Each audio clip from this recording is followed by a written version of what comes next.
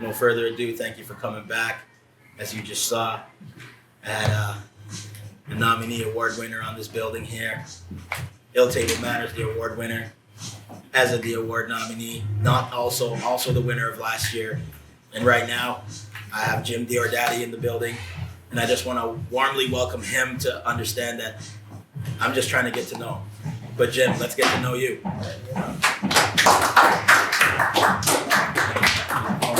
Appreciate it. My pleasure. Have a seat. I gotta say, honestly, I don't even know where to start. You know what I mean? Totally fresh out the water. I want to thank you for coming. Really, really thank you for coming. But could you maybe just specify just a little, like, born and raised in Niagara Falls? Yeah. Yes.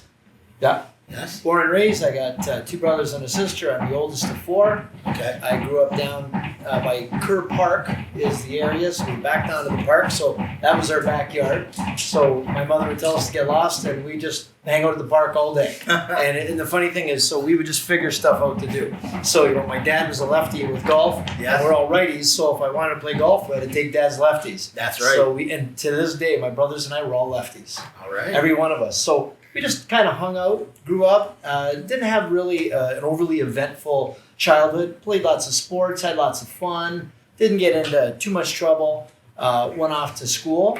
And while I was off, I started my first business. Over the years, I ran a lot of businesses. So I've owned bars on St. Catharines. I've had lots of different businesses. And then...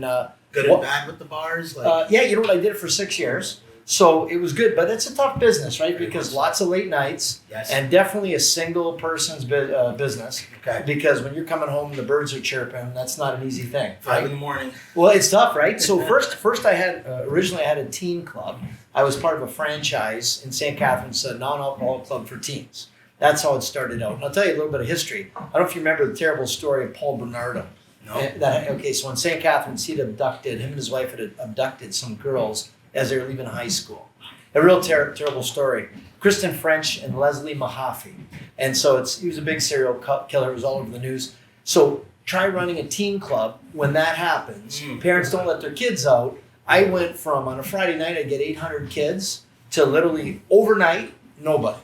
And you're stuck in a lease. So I ended up getting a liquor license, which is another long story. And I ran for a bar to the end of the lease, and then I changed. So I find every 5 years to 10 years, I look for a new journey, new challenge, I do something else.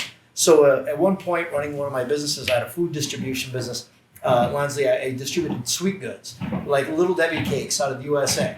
We were the guys who brought them into Canada. On the street, door to door. Well, to all the grocery stores. Okay. And used to set up the displays. People used to say, from your lips to your hips. That's what I used to sell. Okay. So I sold cakes, brownies, fudge, donuts, cakes, you name it, I sold it. So I did that for a lot of years. I sold the business after 10, and I decided, I thought, I'm going to run for mayor. I was already on city council, but life just lined up. Life is all about timing. And it's a great thing. Since the idea where you said, I'm just going to run for mayor, is there something significant that strikes you that made you want to run to that position? Or pretty much put yourself in that light? So that's a good question. Originally, to run for city council, I was volunteering on some different committees. And the volunteer group, we did a lot of work helping the city council of the day. And then when it came to the actual council meeting, they reversed 3 months of work that we had done overnight, just like this, for political reasons. And I was pissed. I don't know what language we can use on the show, but Pissed is good. It's okay. Yeah, I was pissed, Yeah. and I said I wasn't happy about it. And they said, well, if you don't like it, run for something. Kind of planted a seed because I wasn't happy, but it wasn't the right time. Right. And then at one point, I made up my mind. I said, you know what, I'm going to get engaged because I have a choice. I can sit on the sidelines and criticize, or I can get on the field and be part of the play. I've always said that. So I decided to, and then anything I do, I like to do well, or I don't do it. If I can't give it all I got, I don't do it. I don't believe in half-ass anything. So you're in or you're out, but I don't believe in half pregnant. You are or you aren't, right? I And don't know so if that's possible. I don't think so. That's why. So why should it be in life? So anyway, I was fortunate enough to have a real successful campaign, And then 2 terms later, I made the decision to run for mayor. And the mayor at the time, I served under him. I have a lot of respect for him, but some decisions were made I didn't support, I didn't respect. Right. And I thought, I can't follow this person if they're going to go down that path. I can follow as long as I have faith in my leader. And the minute I don't, then either I have to do something about it or stop following. Right. So I decided to change lanes. And so that's where, and then one thing led to the next. But the one thing I did do, I tried to be different than one of my mentors. I've got a lot of good mentors, honestly. And one of my mentors said, I said, how would you sum it all up? He said, all right. He goes, you want to be successful? Watch what everybody else is doing. I said, yeah. He says, then do the opposite. Because 97% of the people do not end up where they want to be. Only 3% do. He said, so typically if you feel you're doing like everybody else is doing, you're following the crowd, he goes, Yes. You're like a lemming going off the cliff. He said, I'd be really worried if you're doing what everybody else is doing. Right. So I decided that every decision I made to run for office, I said, what's everybody else typically do? Then we're not going to do it. They all do this, then they do this, then we won't. They don't do this, then we will. And I'll give you an example. So I said, what about billboards? Oh no, only people who run for mayor do billboards. I said, then I'm going to do billboards. We need brochures. I said, why? Everyone does brochures. I go, then we're not doing brochures. Every single decision we stood up. Because I said, how else am I going to get noticed? Right. I'm going to be like everybody else. So anyway, one thing led to the next. The needle stack. You got it. And then the last thing I'll say is, when I ran for mayor, I decided to put a 10-year plan together because most politicians do a 3-year plan so they can get reelected. Okay. But to do big plans, sometimes small, short-term goals might be 3 years. Long-term might be 10 years. So how do you plan for that if you're not going to be in office? And I thought, I don't care. This is the package. It's a 10-year plan. Here's what's right with the city. Here's what's wrong with the city. Let's be honest with ourselves, and let's make it happen. Let's make things better. So we've pulled off some big things. That brings me into my next question. Yeah. And I'm glad you got the coolions to stand up to that.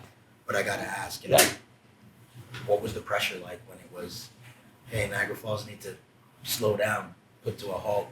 Our business need to stop. We need to. Yep, mask up. And now, here we are. What was that like? So that's a really great question. And just to give some context, you know, I call the mayor, I believe in having mentors, by the way. Okay. And I have a lot of them. And they don't have to be just some successful business person. They could be a janitor, they could be an uncle, they could be a family member, could be a neighbor, just someone with wisdom. Life, right? Some people just have this life wisdom. I know it's a gift. It's like a God-given thing that they just have. And so I have a lot of people I bounce things off. Doesn't mean I'm going to do what you say, but I want to hear your opinion. Yes. So I call the mayor of Milton. He's the longest serving mayor in Canadian history. He's been the mayor for 40 years. He's the fastest growing city in the country, Milton. And I called him and I bounce things off him from time to time. I said, Gordon, his name's Gordon France. Gordon, have you ever experienced anything like COVID? He said, not even close. He said, SARS wasn't even a ripple compared to this tsunami.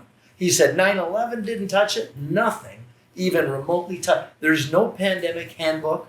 There's no COVID for dummies. Correct. So we had to figure this out. So I got people saying, shut Niagara Falls down. You're going to be Florida North. And they were coming down hard. And here's the problem. In Niagara, 40,000 people need tourism to work to put food on the table. 40,000 people need tourism to work to pay the rent, to pay their mortgage. How do we shut it down? You can't shut it down. You have to find a way to operate safely. And of course, the doctors, they're saying shut it down because they're still getting paid. They're still making their $400,000 a year, and they're saying shut it down. I said, well, what about everyone else who isn't getting paid? Can't shut it down. And then I had people stop me. All their food banks were booming, and I had one lady come up and say to me, oh, Mr. Mayor, I drive WeGo. I drive the People Mover system, and you know, I appreciate CERB, and that's helpful, but $2,000 a month, I can't raise my family on $2,000 a month. She said, when are we going to get back to work? And here the casino's still shut down. Yes. And here's a casino, they employ 4,000 people, the biggest employer in the region. Yes. And they're shut down. They're allowed to open for 50 people, where normally they can handle 11,000, they're allowed 50. And I said, Walmart's allowed 400, Costco's 600. Where do you come up with 50? These numbers. Arbitrary. They make no sense. So how do I fight a fight that I can't? It's like I'm fighting in the dark. I don't know where I'm swinging. I'm getting hit from the sides. I don't know where it's coming from. How do you do this? It's very, very difficult. So without having any notion of what to do, we had to figure it out. So we created things with the industry because I'll tell you, resilience is part of tourism. Yes. And we came up with safetoplay.ca, safetostay.ca, with all these COVID protocols where, you know, you can come to Niagara Falls, you can be safe. And you know, by the end of the summer, numbers don't lie. Our numbers were very, very low here in Niagara Falls with millions. We're the number one leisure destination in Canada. Yeah, I think we did a good job. Yeah, thank you. And I don't take this for me. This is for the industry because they came together. They circled the wagons and said, "All right, how are we going to get out of this?"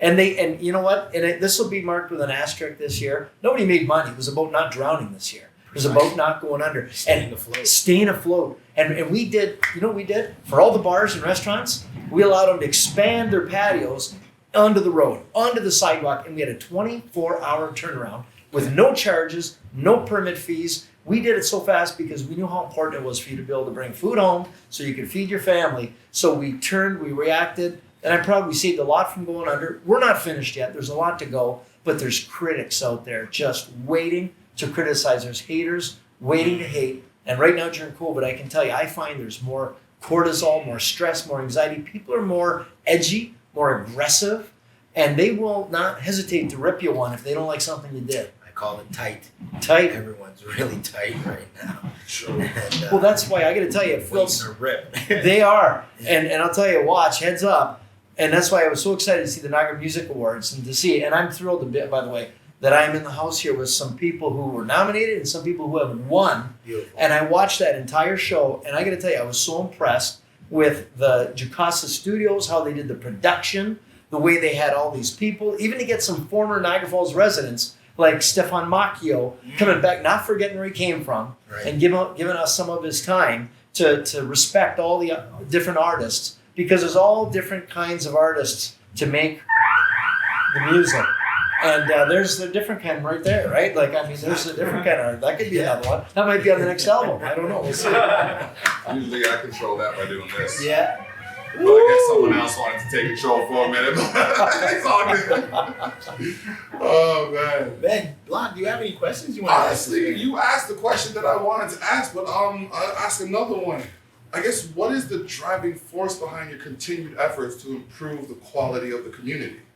That's a really great question, too. And you know what I think it is? I feel like I bleed Niagara Falls. Like, I love this city. And I said, if I could, I would do this job for free. And I jump out of bed to do this every day. I love what I do. I love, and since I was a kid, I love helping people. And when you have a dream, I really want to help you achieve your dream. I remember when Nick Wallenda came to us, along with HBO, a number of years ago, and he said, I've had a dream since I was 6 years old to walk across the falls. I watched that. He said, but I got to tell you, the people against us, the Parks Commission said no, Niagara Falls, New York City Council said no. We had people tell us this is not going to happen. And we pulled it off, and there was a lot of people involved helping him achieve his dream. And what was the outcome? That day we had 150,000 people in person with his motto of never give up. And that's my message to everyone. Never, ever, ever give up. The only time you fail is when you give up. Because it's going to be a struggle, and failure is a part of success. It's not the opposite of success. It's a part of it, and that's part of your story. So when you make it, you're going to tell the story about the struggle. Nobody wants to hear about the victory. They want to hear about the struggle because they relate to the struggle, and everybody knows, right? We've all suffered. And take it with pride. Show your scars with pride. Yeah, that one I got here, this one I got there. And when we pulled it off, that was the biggest event in the world that day. 1 billion people tuned in within a 24-hour period. I was so excited, and Nick achieved his goal. So anyway, I'd like to see everybody here have a goal and achieve it. And I tell my kids, I've got 3 kids, 3 teenagers, and I tell them, I don't care what you do in life, set your target, and I'd rather see you shoot high and miss than shoot low and hit it. And don't stop until you get to where you want to be. And this way, if you follow something you love, you'll love doing it, and you'll be like how I feel. Like, it's obvious. You love what you do. It's so obvious, and you do the same thing. Yes. Honestly, like, you guys love what you do, and I can tell. And hearing your artists up here, I can feel passion, and I love that because it's contagious, and it makes me want to support them. So I'm here. I'm driven by helping people get to their goal, and I believe. Here's the other thing I believe: Niagara Falls, the enemy of great is good. Good enough is the enemy of great. So you never achieve greatness because you think it's good enough. And that's why Niagara Falls, and I say this to many people, I go, don't hurt your hand patting yourself on the back because you made money at the falls. That's one of the great natural wonders of the world. I'm sorry, but I could sell shit on a stick down there and make money. I want you to show me rise above it and build on top of that and make something great. So we have 14 million people here in Niagara Falls, and that's fantastic. But Las Vegas, the middle of a desert, gets 40 million. Orlando, in the middle of a swamp, gets 60 million. We're within a day's drive of 130 million people. We could do better, and I'm focused on doing better. And I'm not happy with what we did yesterday. Let's do better Today, tomorrow. That's Amen. that's driving. I've been saying that for a few days now. We've been having some really good talks about pretty much manifesting all of what we've been doing and like-mindedly running into each other. And man, it's a blessing. It's a blessing. I have just learned something from you, and I really thank you for coming out. I'm honored. Really, really. I'm honored. You have a great group here. This is cool for anybody that's listening and watching. This is very cool. I didn't really know what I was walking into. And it was to think this is Niagara Falls. I feel like I'm on Queen Street West in Toronto or something, or Montreal. No, this is a cool place, and I've been in entertainment. Upper space. No, I'm serious. And I had at my bar, I had like Ice-T perform at my bar. I had I did a lot of things. You know, I've done Ice-T? Yeah. Oh yeah. I got pictures with Ice-T. Oh yeah. Wow. That was a long time ago. That was like about 1990. Yeah, and he had his cop killer thing. Really? 3 years before I moved. And Yeah. so he played at my bar in St. Catharines. I did that, partnered with the Hideaway, which was another bar in St. Catharines. I did a lot of live stuff. Okay. And we've done a lot. I've done, what I can tell you is this is cool. Coming up here, you guys got something really neat. I love the idea. We're hearing the speed bag in the background. That's part of the story, Something though. going on, It's yeah. part, there's always something going on. There's Yes. energy in this room. I can feel the energy. Beautiful. And something good's coming out of this already. I feel it. And thanks for including me. I mean, sometimes you think we're not cool enough because we're politicians, right? No one invite them up here. But I appreciate you inviting me. Is there Definitely anything? changed the face of politics to do Cool as that. hell, man. Yeah, absolutely. As I was saying, man, you're here at the Upper Space Lab at the Lonsley G Show. My guests that were here today, Ill Table Manners as a CG 905. Humble Mr. Jim Diodati. He's definitely returning. Give yourself a round of applause.